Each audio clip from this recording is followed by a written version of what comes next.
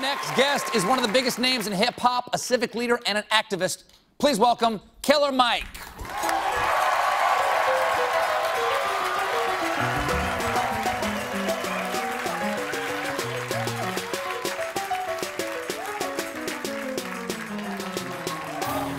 Killer Mike, thanks for being here. Thank you. My wife put me on a diet. I lost 4 pounds, and now I can't keep my pants up.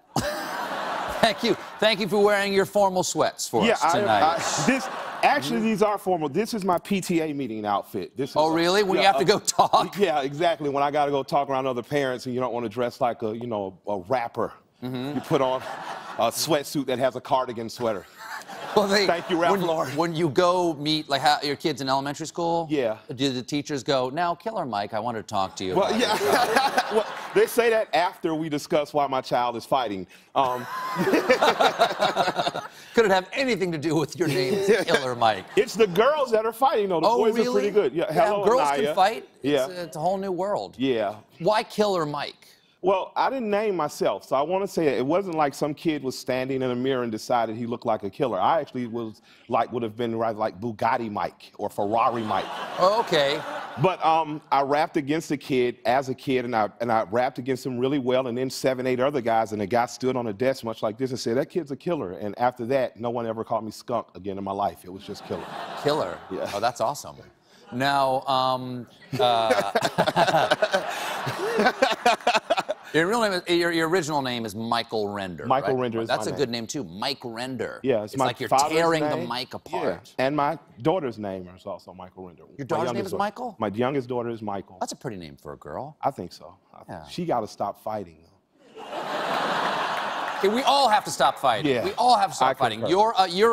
You're, as I said, you're a civic leader. You're socially active. I am. A hip-hop artist. I own barbershops. You do own barbershops. I'm a part of a very good rap group called Run the Jewels. We're working on part 3 right now. Yeah. You guys just got. It was just announced you guys are going to be included in Coachella this year, right? Back to back, like a Drake record. That's fantastic. We are back. Now, this year, if I can speak for all white people. I prefer you speaking for all white people. Okay, you speak for all black people, okay? Today I do. You do, okay. This year, tragically, a lot of people in the white community have found out about the life of African Americans in Ferguson and Baltimore, North Charleston, other places around the United States. Do you think that the awareness that has risen through these tragedies has changed anything, at least in our national dialogue? All right, white people who are watching, Google Jane Elliott. She has an experiment called the Blue and Brown Eye Experiment. I encourage you all just to simply watch that because it'll actually grow you. Now back to stuff that'll make you laugh. If white people are just now discovering that it's bad for black or working class people in America, they're a lot more blind than I thought. And they're a lot more choosing to be ignorant than I thought. The same problems that we're discussing today, we discussed in 1990, 1980, 1970, and 1960. And until we call a spade and we say that this problem is coming from conditions that we're creating or allowing to happen as a white group of people who hold a certain amount of power. Do you think that there's a systemic attempt in the United States to isolate poor and minorities, to put them in communities that can be controlled? It's not an attempt at all. It's successful. If you look at Daley and the highways in Chicago, he built the highways to segregate people. You know, it's just no roundabout way to do it. Absolutely. So again, speaking for all white people, what can we do to bridge the gap between the communities of color? Should you own barbershops? Should white people start getting their hair cut at black barbershops? I hope so. Because there are conversations going on there. Yeah. No, there are conversations going on at those barbershops that we're not part of. And white people pay $50 for haircuts. So absolutely, I would like that. I would like that. I speak at colleges often, and when I speak at black colleges and I speak at white colleges, it's a slightly different message. The message that I preach to white kids that are in Tallahassee, that are in Atlanta, at Georgia Tech, that are in places like New York, is get outside the college environment, find a child who is marginal or doing exceptional in school, who's a minority, who doesn't look like you, not of the same religion, not of the same background. Help that child matriculate into college. Help them by being a big brother or big sister. Help them by mentoring ignoring them. Don't give them gifts. Don't make yourself feel good like, hey, I gave them a new pair of sneakers. Teach them the path you were taught to help them become a successful human being.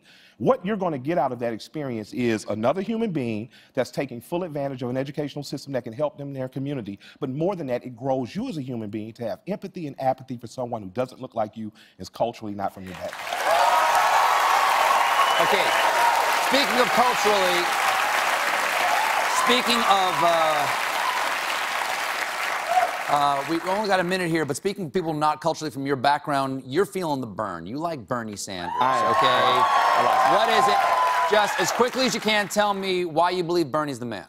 Dr. King, in his last 2 years of life, talked about a poor people's campaign, organizing unions on the behalf of poor workers, organizing against a war machine that was perpetuating violence in Vietnam.